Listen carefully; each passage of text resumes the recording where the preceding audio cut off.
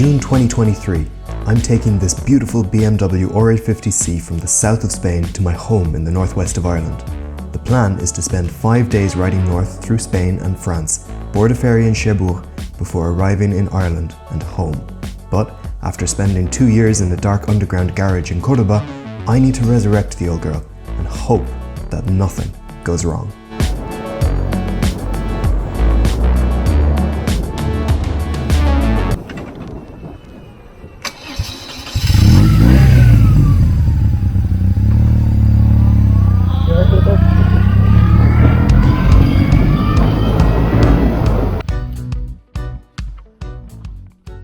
Yeah, she sounds a bit raspy actually.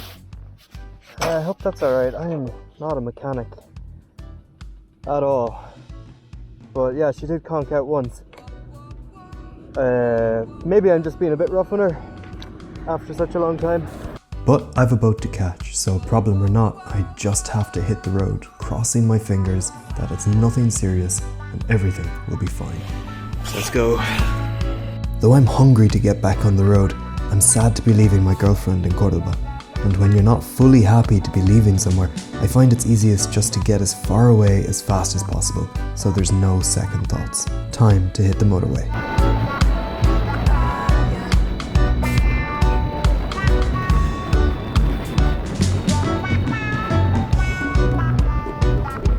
I'm about 100 kilometers south of Madrid, just stopped for petrol for the first time. I left Cordoba with a full tank, and that was 300 kilometers ago. So that's pretty good. That's not too bad at all. Pretty happy with that.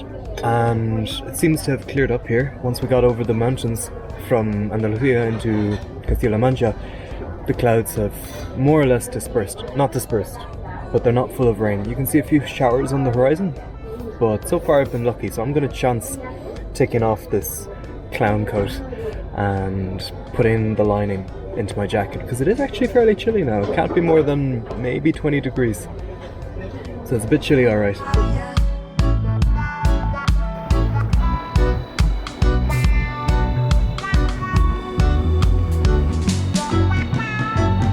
She's not a fast bike, but keeping a steady 120 on smooth roads, she's in her element. The backrest compensates for the lack of a windshield, and the relaxed riding position means you can sit there hour after hour. And my worries about her fade as we hammer out the miles, the 20-plus-year-old boxer humming away happily, never missing a beat.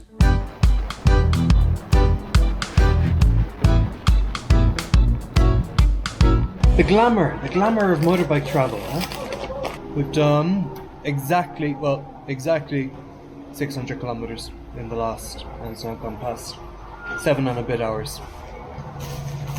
So not too bad. I want to get a bit further though before we stop for the night. It's going to be a few hours in the rain though.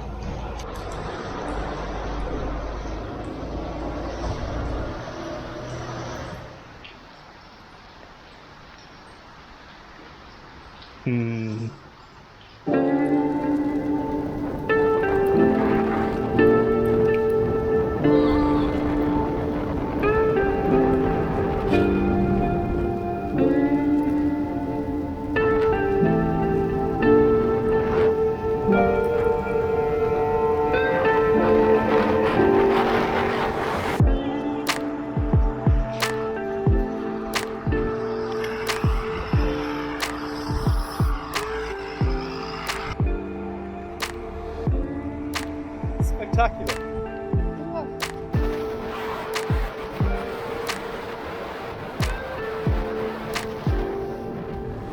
Off the motorway now and onto country roads, the bike glides along unfazed by the rain, which thankfully eases off the further north we get. We cross into La Rioja, one of the famous wine-producing regions of Spain, and the evening light makes the vines a brilliant golden green. The roads are quiet, my gear is drying off. Only 100 more kilometers to go before a shower and a glass of wine. Or two.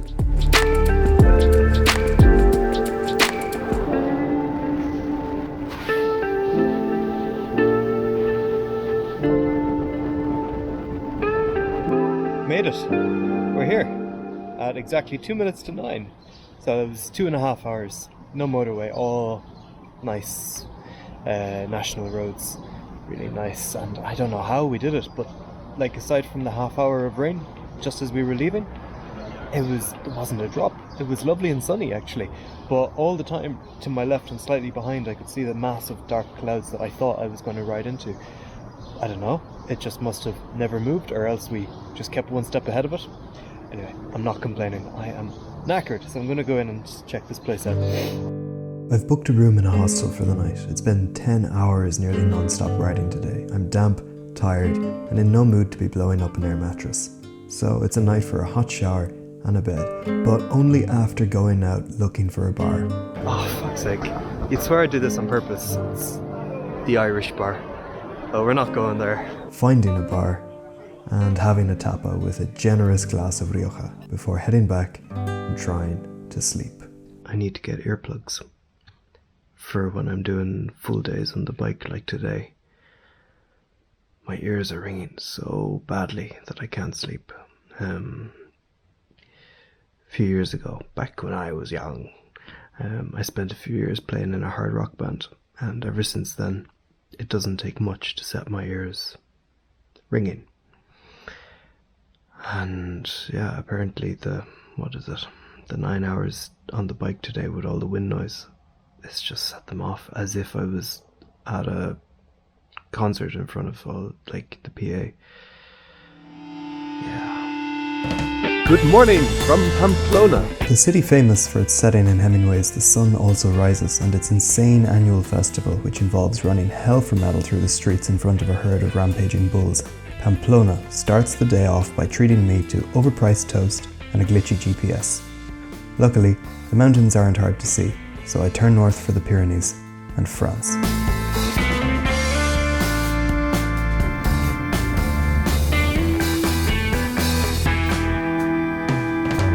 In 2021, I took this bike over the Alps on the French Route des Grandes Alpes.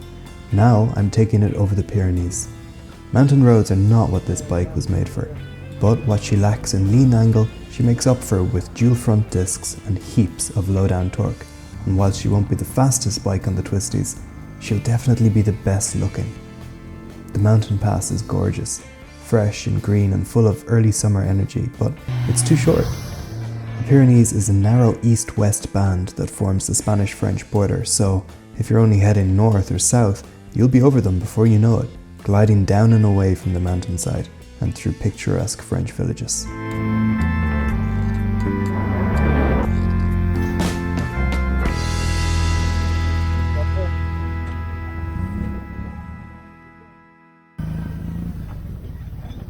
Actually, I just might pop into this Intermarché and get some groceries, because it is Saturday lunchtime, and after this time just France stops to work. They just stop. Everything stops. France does not work on Sundays. So I need to buy a bit of food. Don't know where I'm going to put it, but hey, we'll sort that problem. I don't trust this what you call it, that attachment where the action camera sticks to the helmets. I got some super glue and I'm hoping that will hold it. Hoping. So there's Pamplona, where we set out from. That's this way we started to go, and we started to go wrong. And then we turned back and we're here at the moment. We're gonna go to this place, Saint-Jean-Pied-de-Port. My brain is so confused. And then what way will we go from there? Probably up this way, and then up this way to Mont-de-Marsan. See if we can get there by the early afternoon. It's about 2:30 now, so I'm not going to stop for lunch because I had a very expensive breakfast, which was really stupid, for a slice of toast. Still annoyed about that. Anyway, coffee. If we pass the cafe that's open, coffee. So, let's go. So begins the long northward trip through France. No motorways today, only smooth, gently curving national routes. The kind of roads this bike excels at. Chilled out, easy, and relaxed. As the mountains fade away behind, nothing but French countryside lies ahead, the occasional ostentatious chateau being the only landmarks to briefly break the trance. There's a danger that this kind of riding can become boring, and in a way it does, but I welcome a bit of boredom every now and then. Your mind goes away on its own and the miles pass unnoticed. Other people train and practice and pay to achieve a similar state of mind in normal life, but not us. We know where it's at. Motorbike is meditation. Travel is therapy.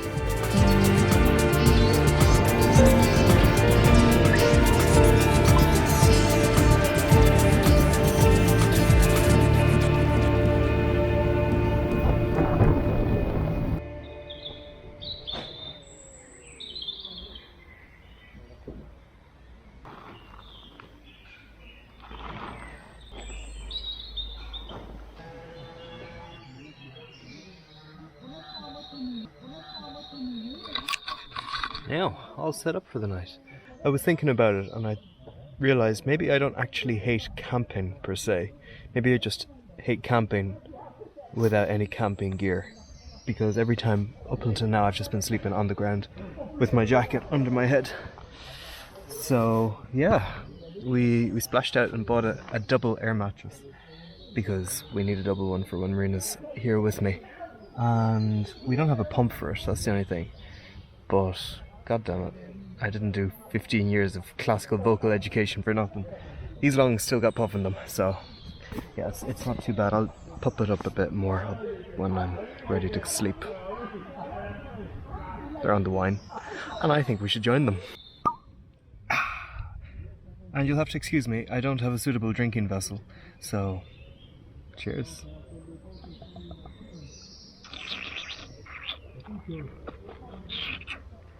I'm not going to spit it out. Ah, fantastic. Delicious. The next morning, I'm on the road late. Turns out an air mattress is just a little better than sleeping on the ground. And by the time I wake up, the morning was nearly gone, so I throw everything onto the bike, grabbed a coffee and some electricity in a McDonald's, and hit the road. It's a beautiful day, chilly under the occasional cloud, but otherwise warm and dry. Perfect for a day riding through the French countryside. Day 3, and the bike feels better than ever. She's starting without hesitation, maintaining her temperature, and eating through the miles with ease. It's a chill Sunday morning, and things couldn't be better. Building they're changing. We're getting further north.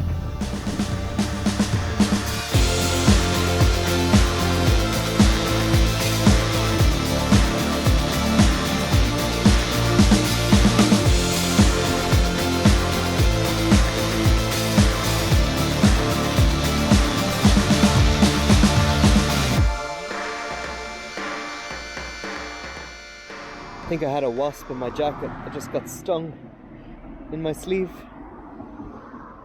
Ah. So this is the problem. We're here in Limoges. From here, there is no road north except for this péage motorway, the tolled motorway. You can either go towards Poitiers on small roads, or you can go towards Montluçon on small roads. You can go east or west, but you can't go north. So, the next town north is, let's flip this over, Châteauroux, and then Orléans. But there's a road from Vierzon to Orléans, which is not a paid road, so, and then Paris is right there. What to do, what to do.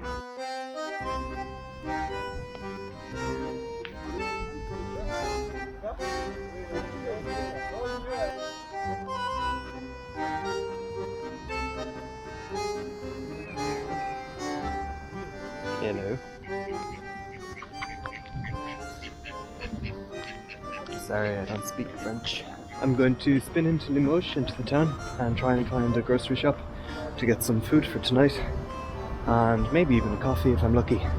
And then I'm going to take the motorway up to Vierzon, I think it was, the town.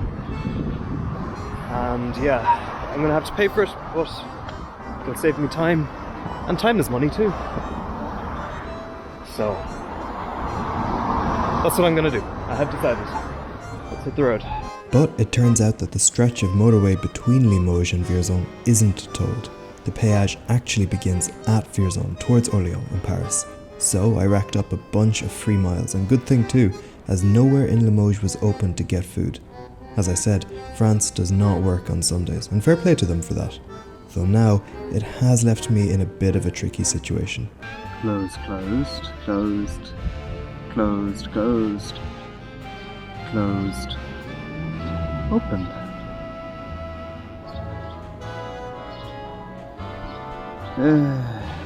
Let's see where you are. Right, well, it's the only place, so let's see what it is. Direct me. Not much going on here. Well, it says it's right around the corner.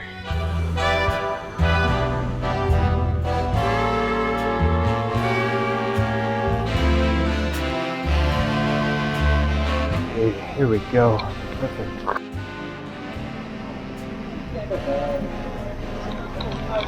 That pretty much sums France up. We've got a house that is easily 5 centuries old at the top, and at the bottom, a takeaway. Can't make it up. Anyway, wasn't much food going in that shop, but apparently it's the only shop open in the entire town, so we did what we could. It will be a feast, if you think of it in the right terms. Yeah. Maybe we can find a coffee and decide how far we're gonna go.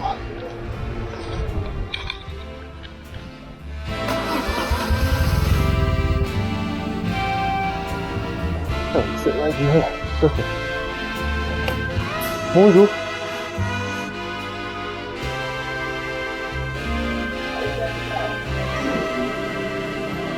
Sorted. Oh my god.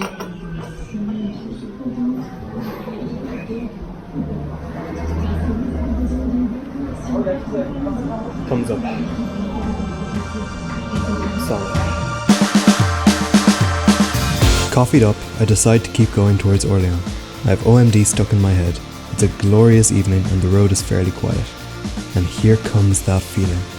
The one that every once in a while comes on when you find yourself riding a bike, going nowhere in particular, nowhere you need to be, where distance becomes meaningless. There's nothing on your mind, and all there is motion.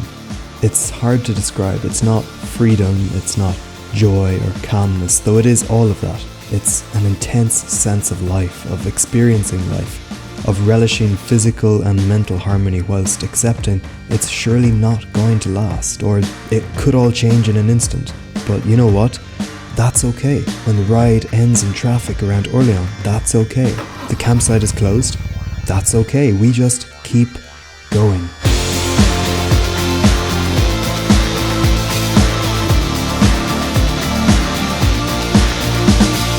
The best way I can describe it is it's a lightness of simply being, a feeling of lightness that's rare in this world where everything seems so damn heavy. So to escape that, even just for a short time, is precious, because even though the feeling itself is light, and it inevitably wears off as you re-enter the world, the memory of it lingers, and I find myself clinging to it, being grateful for it, and hoping that maybe tomorrow, or the next day, it'll find me again.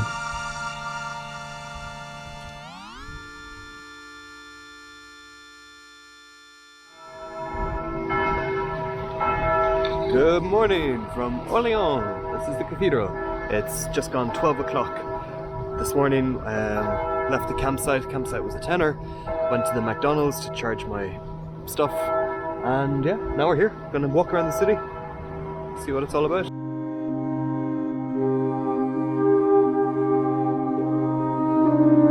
That's quite an impressive cathedral. And I can confirm very much intact. There's the roof there. No smell of smoke or anything. Looking good.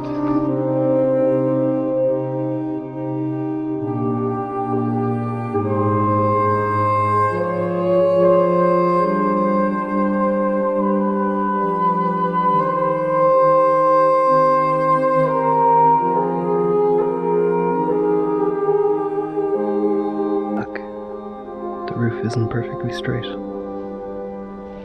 It's a bit crooked.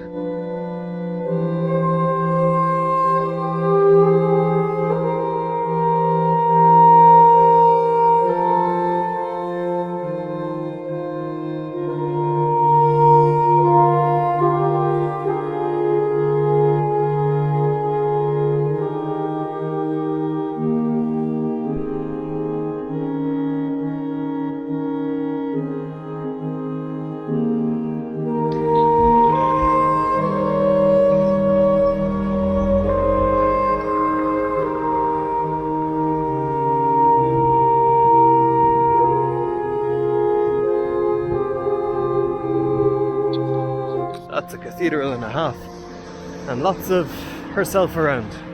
Joan of Arc. After driving around the city centre for a bit to find the famous statue of Joan of Arc, I decide to hit the road to Paris, not feeling particularly inspired today. Just miles to cover to get to the city, and not even very many of them, leaving me in the awkward position of having time to kill and nothing to do, which, in the greater Paris area on a weekday, doesn't leave many options. So, coffee time. I'm in a town called Étampes, which is 50 kilometers south of Paris, and I'm not sure what to do. I've sort of got ahead of myself. I planned to have the whole day riding today, but I cut it all out somehow over the last 4 days of riding. So yeah, like 120 kilometers is all I had to ride today. So, I don't know, I've got a few hours to do nothing. I checked this town on Wikipedia. There's nothing to do here, and not much around. Apparently there's a 12th century tower on top of the hill over there, and the view is nice. That's the highlight of the town. May as well do that. Fortunately, the tower was well worth it, being both more impressive than I expected, and surrounded by shady forest, quiet and with a gentle breeze breathing through the trees. Perfect for a snack and a snooze. And this is where the chronology of the video gets a little out of sync. The reason I'm going to Paris is because one of my closest friends lives there, who, fun fact, was also in my very first YouTube video. But I didn't record this because this was just my time, until leaving the following afternoon and hitting the road towards Rouen, dodging the worst of the Paris periphery traffic, although unfortunately having to use the tolled motorway to make up the time. It thinks I'm a car. This is what always happens, well not always, but often happens with these tolls, is that it doesn't register a bike properly. And then you've got to ring the bell and go through the whole hassle of explaining that you're not actually a car, because you're trying to... But it wasn't actually too bad, because at the next toll I discovered this. Oh, how cool is that? 180, that's more like it. This one must be set so that it only charges 180 for motorbikes. I approve. That seems like a fair payment. The traffic going around Rouen was terrible, but here's one of the best things about riding in France: filtering.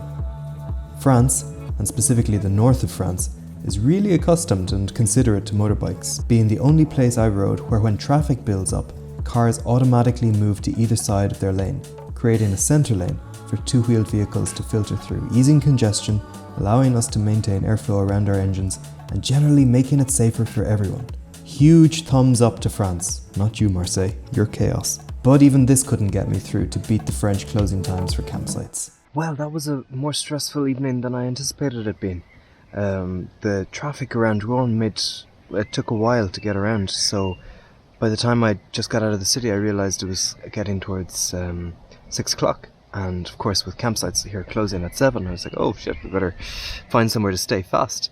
So I found a municipal camping, which is, they're not the fancy ones, they're just the standard, basic, cheap ones that are fantastic. I love them because they're cheap and they just have what you need: hot showers, restrooms, and security. So I was like, oh great, there's a municipal camping, it's 30 kilometers away. It's by the river, lovely, let's go to it. Rode to it. By the time I arrived, it was just getting towards 7. 150 euro. Because of those boats that we saw over the bridge. Apparently that's a week-long festival that's going on, and it's a big tourist thing, so it's driven up the prices everywhere. 150 euro for a 3-meter square patch of grass. No. So I did another quick look on Google Maps. I found one that was nearby, Drove to that, took one look at it, and saw that it was the same thing. It was like a pop-up campsite for the festival. Not going to do me. Luckily then, I found this place, which actually stays open until 8, which is rare and fantastic, thank goodness. Otherwise, I was going to be stuck for a place to stay. Anyway, I'm here now. Everything's good. The tent's set up. Just going to eat nothing fancy tonight. Just a sandwich tonight. But I'm quite tired, so I think I'll have a good night's sleep.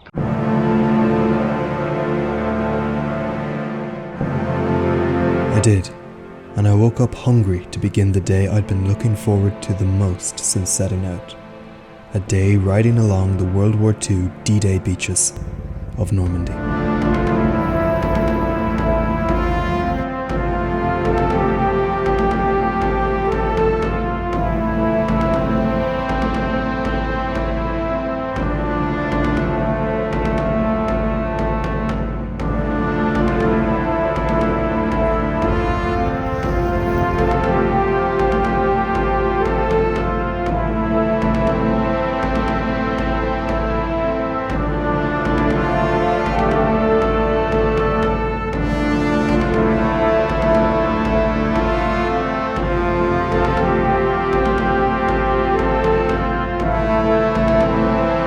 I've been here many times, but I like to come back when I can to reconnect with the feeling I get when I come here.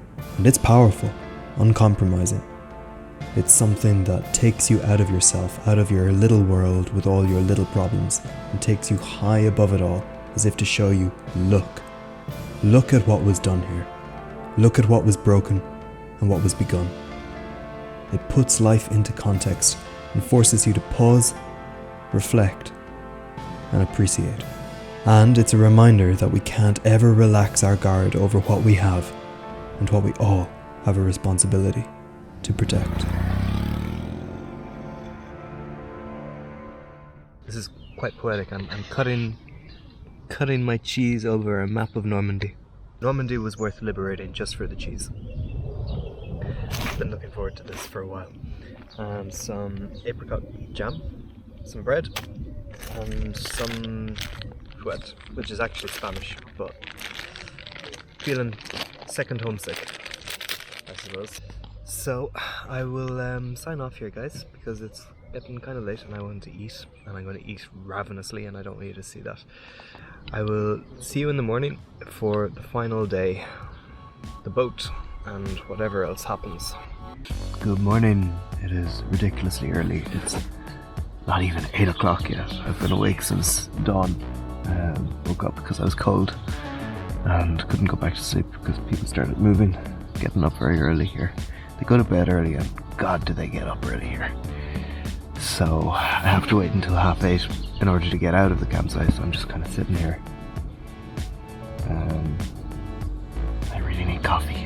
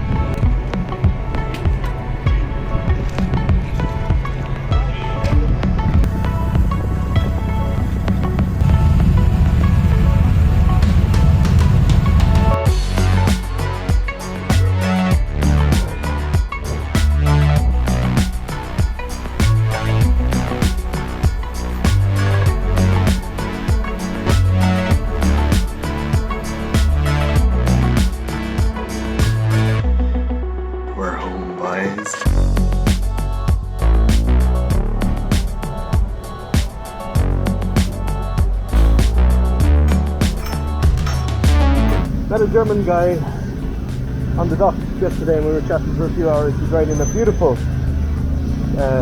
BMW GS 1991. Stunning bike. So we're going to ride together as far as Longford. He's heading west and I'm heading northwest. We're going to ride the first 100k together. I'm going to show him out of the city. Hello Dublin. Yeah. I'm going home, Sligo! Yeah. My friend is from Germany. Take it easy. I need to get petrol. I need petrol. I need to pull in for the fuel.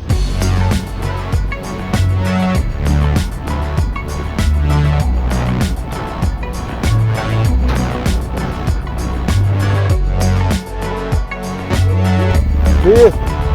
Right.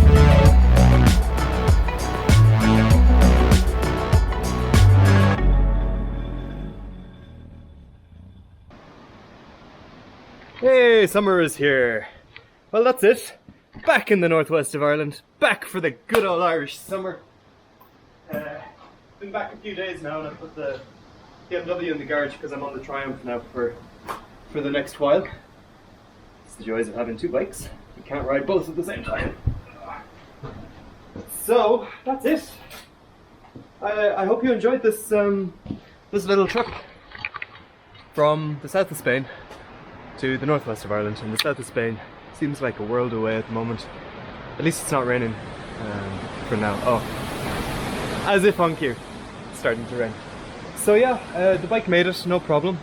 I'm very happy. It's hardly the most exciting trip I've ever done, but that's okay because, you know, sometimes the excitement doesn't work out and you're just left with problems. So nice chilled out trip. Bike is great, not a problem. The one thing I did have an issue with was actually the grips. You might have noticed me not wearing gloves for a lot of it. These old leather grips have absolutely no friction, no grip on the gloves. So when you're holding on to the grip, you have to hold on quite tight, otherwise the throttle starts to slip forward. So yeah, that's why I was riding without gloves, which I don't like doing, and I got a bit sunburnt on this hand. But yeah, I do actually have new grips, so I'm going to stick those on before I take the bike out again.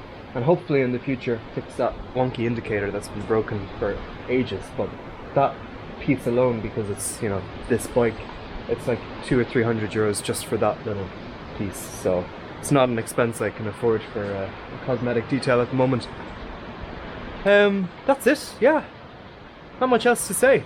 I'd like to thank everyone who's supported the channel and helped me do this trip. Martina, Molly, Joy, and Zolian, thank you very much, guys. And everyone else who is following along, interacting with the videos, leaving comments, and, you know, the stuff that YouTube likes. Thank you very much for doing that. I'll be back in the not too distant future. I don't know what with. I'm mad busy at the moment. That's why a few days has passed since filming this outro. But I'll be back sometime. Until then, have a good summer. I hope yours is better than what it is here. I'll see you later, guys. Thanks very much. Bye.